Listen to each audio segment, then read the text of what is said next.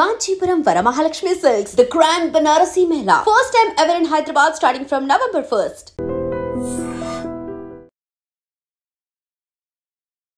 ఉగ్రవాదం ఈ పదం ఆల్మోస్ట్ ఇక ఆపరేషన్ సింధూర్ చేసిన తర్వాత ఇక వినిపించదేమో అని భ్రమించినాం అందరం కూడా. భారతదేశంలో ఉన్నటువంటి వాళ్ళందరం కూడా భ్రమించినాం. కానీ ఏడా ఆ బుద్ధి మారదు కదా. వంకర బుద్ధి ఏదైతే ఉంటుందో అది కంటిన్యూ అట్లనే ఉంటుంది. కాబట్టే ఉగ్రవాదులు ఏంటి, ఉగ్రవాద కార్యకలాపాలు ఏంటి, ఏకంగా టోటల్గా మన భారతదేశాన్నే నాశనం చేసే కుట్ర అనుకోవచ్చు దీన్ని. అది దట్టు మన హైదరాబాద్లో ఉంటూ, రాజేంద్ర నగర్లో ఉంటూ ఇక్కడ ఉగ్రవాద కార్యకలాపాలకు సంబంధించి మొత్తం నెట్వర్క్ని నడిపిస్తున్నాడు ఒక డాక్టర్.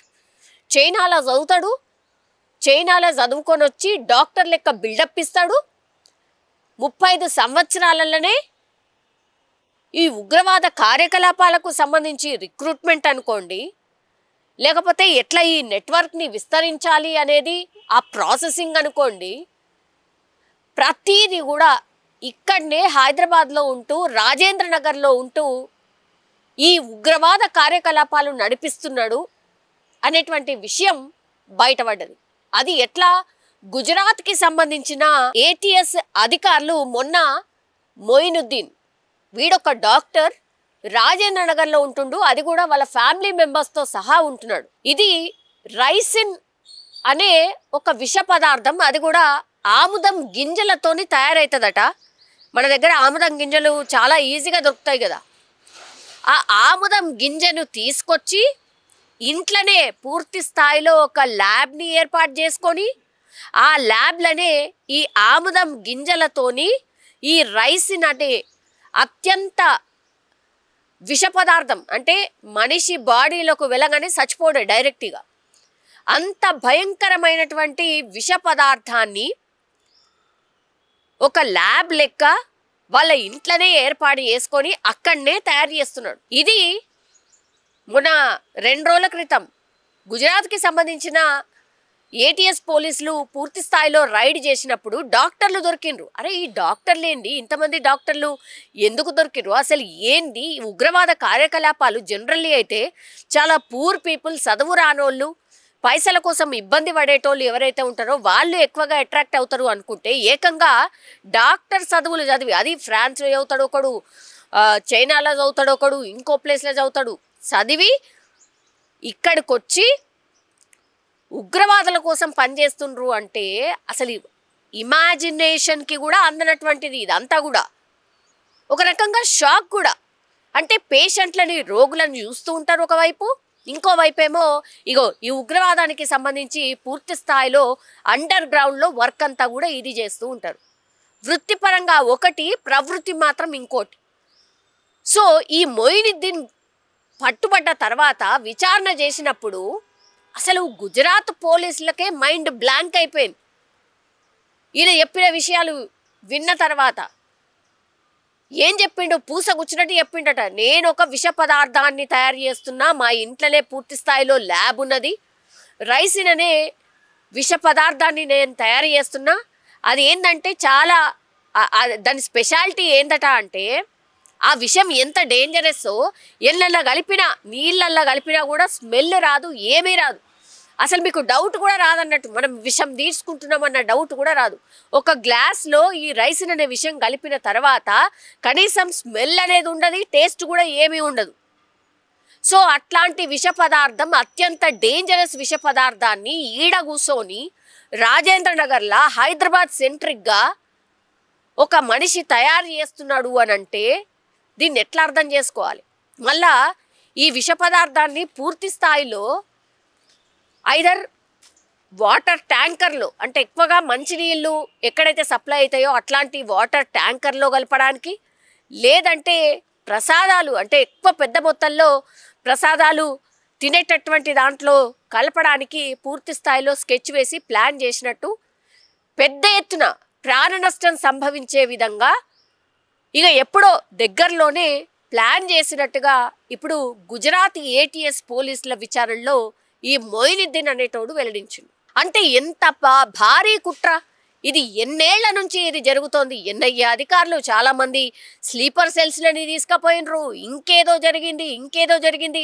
హైదరాబాద్కి సంబంధించిన ఒక వ్యక్తిని కూడా చాలా కాలం క్రితం తీసుకుపోయారు. ఎందుకంటే విజయనగరంలో ఎప్పుడైతే పట్టుబడ్డాడో అక్కడ పట్టుబడ్డ వాటి లింక్స్ కూడా హైదరాబాద్లో కనిపించినాయి.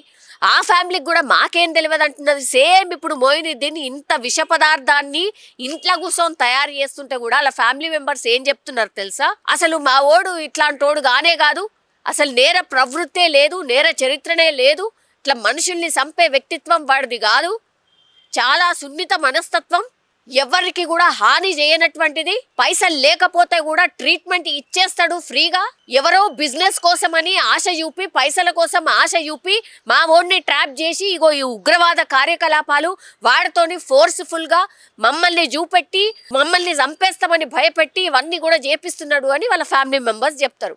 అంటే మనం ఏం వెర్రోళ్ళం, మనకేం పిచ్చున్నది, మనకేం అర్థం కాదు. ఇవాళ ఫ్యామిలీ మెంబర్స్ ఏం చెప్తే అది వినుకుంటా పోదాం, మనకేం పని లేదు కదా. పాపం ఆ గుజరాత్కి సంబంధించిన ఏటీఎస్ పోలీసులకు కూడా పని లేదా. ఈ మొయినుద్దీన్ అనేటైననే తీసుకొచ్చి ఇగో ఈయన ఉగ్రవాద కార్యకలాపాలు చేస్తున్నాడని ఆయననే తీసుకొచ్చి కూర్చోబెట్టి ఇవన్నీ చేయిస్తున్నారా? మరి మనుషుల్ని ఆ విష పదార్థాలు ఎందులో మిక్స్ చేద్దాం అనుకుంటున్నాడు మీ ఓడు విచారణలో? ఈ మొయినుద్దీన్ అనేటైనా మీరు చెప్తున్నారు కదా, సోకాల్డ్ ఫ్యామిలీ మెంబర్స్ చెప్తున్నారు కదా, వెనకేసుకొస్తున్నారు కదా, ఆయన ఏం చెప్పిండు విచారణలో తెలుసా?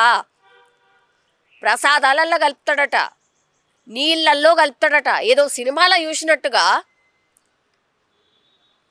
మొత్తం అంతా సిటీ అంతా ఇక చంపేద్దామనో ఇంకా విషం ఏదో కలిపేద్దామనో సినిమాలలో చూసినాం కదా. ఆ సినిమాల లాంటి స్టోరీనే ఇక్కడ కనిపిస్తుంది. ఒక రకంగా షాకింగ్ కూడా. అరే ఇంత కసి ఏంది, గంత ద్వేషమేంది మన మీద, చంపేయాలన్నటువంటి కుట్రేంది. అందుకే కదా పదే పదే మన వాళ్ళు కూడా కేంద్రం కూడా వార్నింగ్ ఇస్తుంది. ఏమని? సింధూర్ 2 కూడా ఉంటుంది, సింధూర్ 2 కూడా ఉంటుంది, ఆ తర్వాత 2, 3, 4 ఎన్నైనా ఉంటాయి. అన్స్టాపబుల్ అది. మీరు ఎన్ని కుట్రలు చేసి ఇంకేదన్నా చేసినా సరే మా పోరాటం ఆగదు. తర్వాత మీ మూలాలు ఏడేడైతే ఉన్నాయో అవన్నిటి దాకా కూడా మేము పోతాం, ఖచ్చితంగా పోతాం. సో ఈ ఉగ్రవాదులు ఉగ్ర కార్యకలాపాలు ఏవైతే ఇప్పుడు ఈ మధ్య కాలంలో మొన్నటి నుంచి ఏవైతే వరుసగా మనకు ఈ వార్తలు వస్తున్నాయో, ఎక్కడో ఈ పుల్వామాకు సంబంధించిన లింక్ కూడా ఉంది.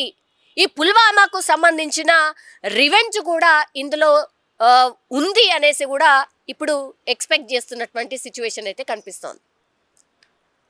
సో ఢిల్లీలో ఇంత పెద్ద ఎత్తున ఏమంటారు దాన్ని, మన కేంద్ర బలగాలు అనుకోండి, లేకపోతే ఇంటెలిజెన్స్ వ్యవస్థ అనుకోండి, ఎంత ఉన్నా సరే వాళ్ళ కళ్ళు కప్పి కూడా నిన్న ఢిల్లీలో ఒక కార్ బ్లాస్ట్ అయింది అంటే ఎంత బాధాకరం నిజం చెప్పాలంటే కూడా.